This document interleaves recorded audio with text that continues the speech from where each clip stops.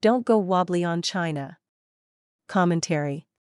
As the sun rises on a new Trump-era geopolitical chapter, Washington confronts a defining choice. Will America view the People's Republic of China and its regnant Communist Party through the rose-colored lens of transaction and diplomacy, or will it soberly recognize Beijing as America's foremost geopolitical adversary in a multi-generational Cold War? The stakes could not be higher, and the answer ought to be simple. We should stop treating China with kid gloves, as a spirited economic or diplomatic competitor, and start treating it as the existential challenge to the American Republic and the American way of life that it demonstrably is. In June, federal prosecutors in Michigan charged multiple Chinese nationals with conspiring to smuggle dangerous biological pathogens into the United States for use in American university research laboratories.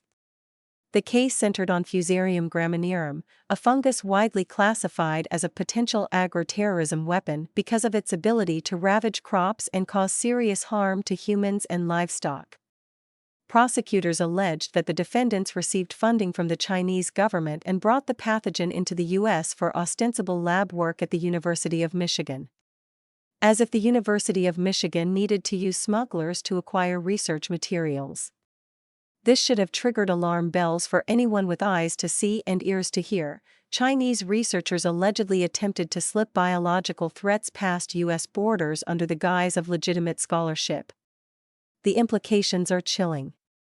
In a world still scarred by the devastating COVID-19 pandemic, which, lest we forget, originated in Wuhan, China, we cannot afford to dismiss biohazard incidents like this as anomalous. What's more, in November additional charges were brought in Michigan against a third Chinese national in connection with similar smuggling allegations.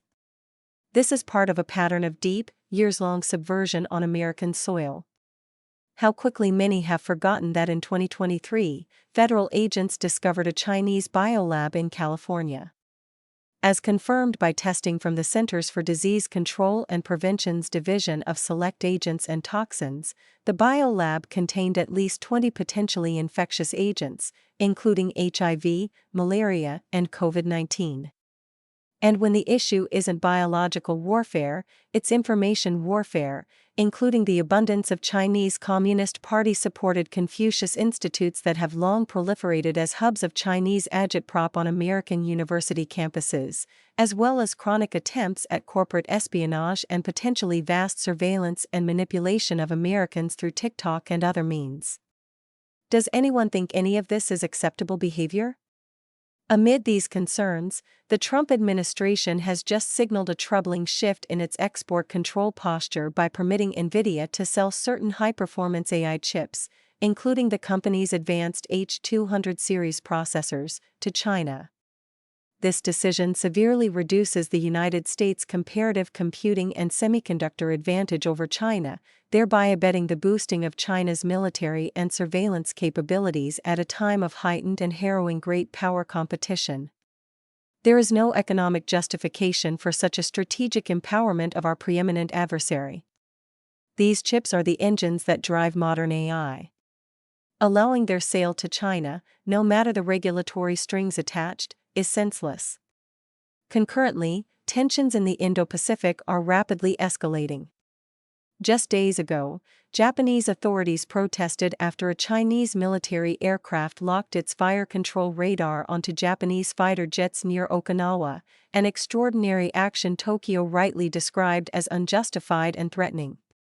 The incident, in which a Chinese J-15 fighter intermittently targeted Japanese F-15s for minutes at a time, was denounced by U.S. officials as a destabilizing provocation.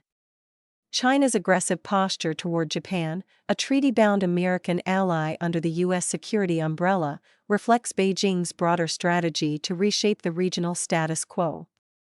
China is testing not only Japan's resolve, but America's commitment to its formal allies.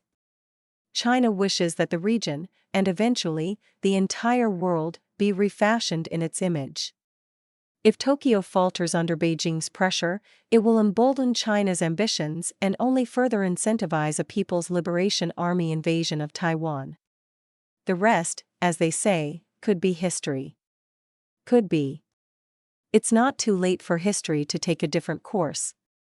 And President Donald Trump, who deserves tremendous credit as the first president since Richard Nixon visited Chairman Mao to fundamentally reset U.S.-China relations, must not now go wobbly. The U.S. must pursue an Indo-Pacific strategy that prioritizes Chinese containment, not mollycoddling or empowering.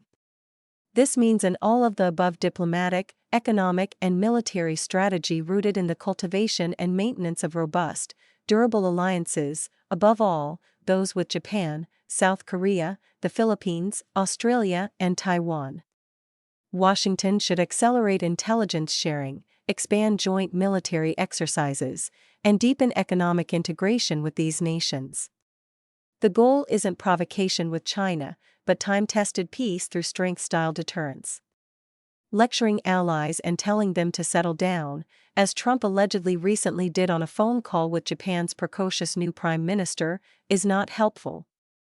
The Chinese Communist Party views the West, particularly the United States, not as a partner but as a rival to be surpassed and supplanted.